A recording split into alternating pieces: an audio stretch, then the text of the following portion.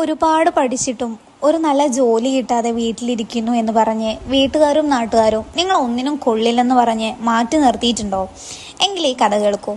പണ്ടൊരിടത്ത് ഇതുപോലെ കമ്പ്യൂട്ടർ സയൻസിൽ ബിരുദം നേടിയിട്ടും ഒരു ജോലി പോലും കിട്ടാതെ അലഞ്ഞു തിരിഞ്ഞ ഒരു പയ്യനുണ്ടായിരുന്നു. ഒടുവിൽ ഒരു ചെറിയ ശമ്പളത്തിന് അവനൊരു റെസ്റ്റോറൻറ്റിൽ പാർട്ട് ടൈം ആയിട്ട് ജോലിക്ക് കയറി.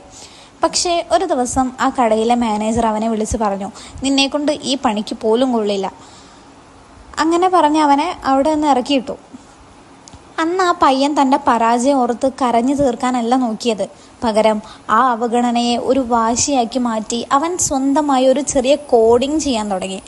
വർഷങ്ങൾക്ക് ശേഷം അന്ന് അവനെ ഇറക്കിവിട്ട അതേ മാനേജർ ഒരു ദിവസം തൻ്റെ ഫോണിൽ ഒരു ആപ്പ് ഡൗൺലോഡ് ചെയ്യാണ്. അത് മറ്റാരുമല്ല, ഇന്ന് ലോകം മുഴുവൻ ഉപയോഗിക്കുന്ന വാട്സപ്പ് ആയിരുന്നു. അന്ന് റെസ്റ്റോറൻറ്റിൽ നിന്ന് പുറത്താക്കപ്പെട്ട ആ പയ്യൻ്റെ പേര് ജാൻ കും എന്നായിരുന്നു.